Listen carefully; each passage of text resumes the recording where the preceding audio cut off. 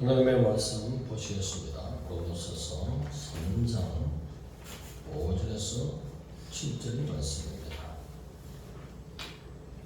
326페이지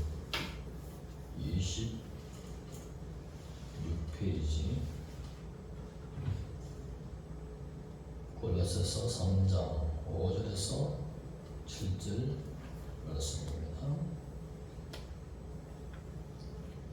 다같이 합동합니다. 시작. 그러므로 땅에 있는 지체를 죽이라. 곧 음란과 부정과 사욕과 악한 전욕과 탐심은 우상 숭배니라. 이것들로 말미암아 하나님의 진노가 임하느니라. 너희도 전에 그 가운데서 행하였으나. 아멘. 땅에 있는 지체를 죽이라고 말씀하고 있습니다. 11절까지는 하나님의 독생자 예수 그리스도의 보배피의 공로를 입은 구원받은 그리스도인이 벗어야 될 죄의 습성에 대해서 소개하고 있는 것입니다. 그렇게 벗어야 될 죄의 습성은 두 가지 측면에서 말씀하고 있습니다. 성품적인 측면에서 그리고 행위적인 측면에서. 오늘 말씀하시는 것은 성품적인 측면에서 벗어야 될 것을 말씀하고 있습니다. 그것은 바로 기록된 대로 음란, 부정, 사욕, 악정, 그리고 탐심이다. 이런 것은 죽이다.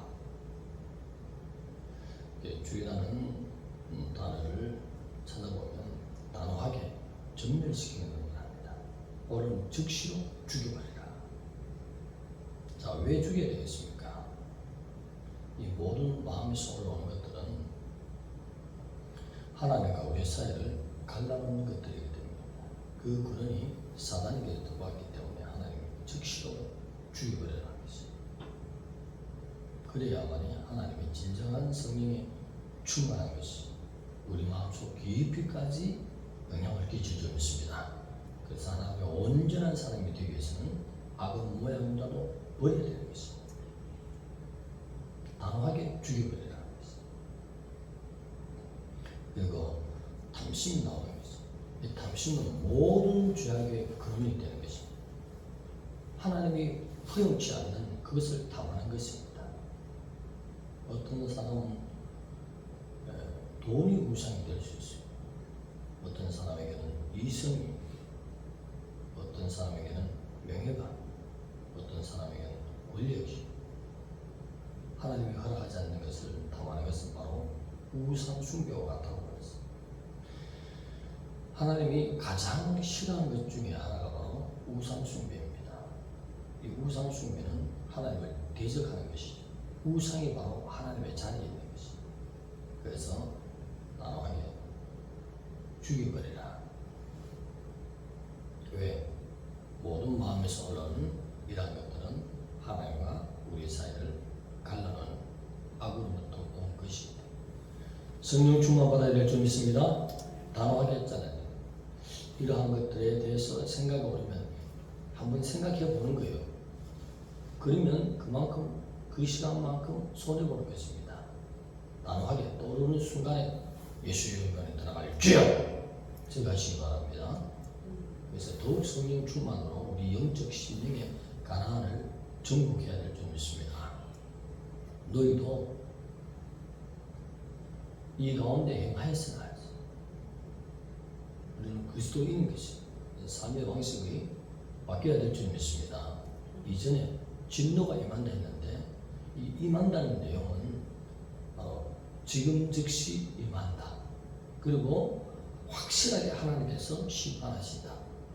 하나 더 중요한 게 있습니다. 이와 같은 죄를 짓는데도 진노가 임하지 않는 사람이 있습니다. 이 사람들은 그리스도의 재림할 때 하나님께서 온전하게 심판하신다. 이 세 가지 뜻이 임하느니라에 포함된 단어인 것입니다. 그래서 반드시 죄에 대해서는 하나님의 공의로우심이 참지 못하고 어느 시점에서 하나님께서 심판하신 무서운 심판이 있다는 것입니다. 하나님의 심판은 아주 무섭습니다. 죄에 대해서.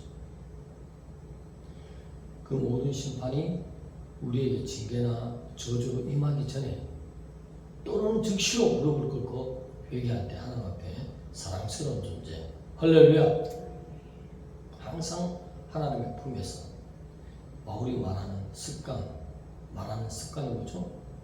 그리스도 안에, 예수 안에, 예수 그리스도 안에, 하나님 안에, 이런 단어가 쉴 새 없이 원어적으로 흐르고 있습니다. 그래서 항상 내가 하나님에 있다면 악은 모양이 또 그 자리에서 뿌려야 되는 것입니다. 그래서 입술로 통해서 또 머리로, 생각으로 또 깊이 들어가는 어떤 계획, 이런 것은 완전히 하나님을 대적하는 것입니다. 그래서 임한데 지금 즉시로 하나님이 벼락을 내서 죽일 수도 있습니다. 그렇지만 하나님이 왜 회개할 기회를 주기 위해서 내버려 두시는 것입니다. 근데 그 사람이 땅에서 너무나 잘 돼요. 그것은 하나님이 특별하게 죄짓기 100보다 심판해서 완전히 하나님의 공의가 나타나도록 하는 역사.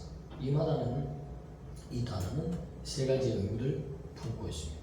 확실하게 하나님의 심판이 죄에 대해서 하나님의 공의가 나타난다 하는 것입니다. 그래서 죄를 짓는 것은, 악한 생각을 품는 것은 모두가 결론적으로는 이 땅에서 받든지 재림 때에 받든지 나에게 임한다는 것을 보여줍니다. 하나님의 무서운 심판, 자기 백성에게도 70년간 어디로? 바벨론에 넣어서 지금 받지 않습니까? 예배 한번 잘못 드렸더니 그 자손을 붙들어서 400년간 애굽에 넣어서 아브라함의 후손을 얼마나 고통 속에 살입니까? 너무 중요한 것입니다.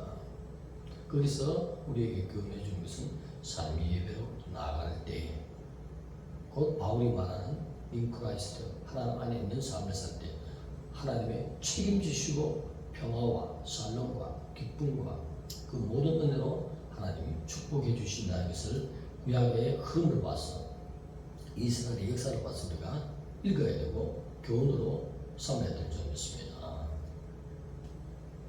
그래서 이와 같은 것들이 그전에는 그 가운데 살 때 너희가 행하였으나, 이제는 무슨 말씀입니까? 이제는 달라져야 된다.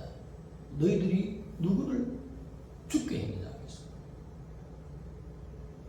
예수 그리스도를 죽게 한 거 아니에요? 우리가? 바울은 내가 예수 그리스도를 죽인 사실을 내 몸에 짊어지고 단다고 했어요.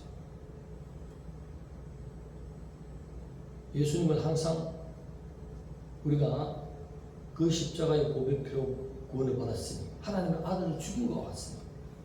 얻고 다니시기 바랍니다.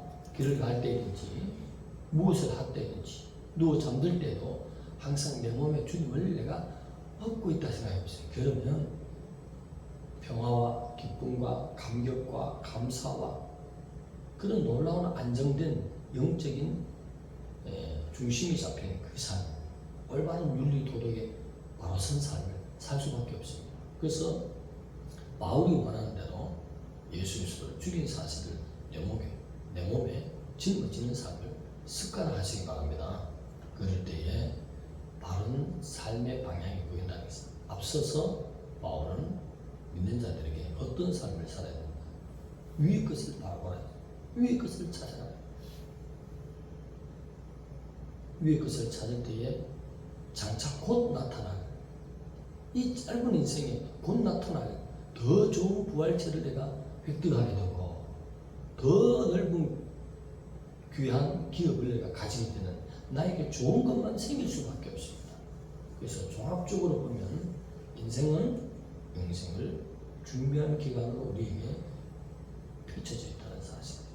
새 삶으로, 어떤 삶으로? 예수 그리스도를 죽인 사실을 내 몸에 짊어지고 다니는, 다른 표현으로 예수님 나를 구원해서 너무나 감사합니다.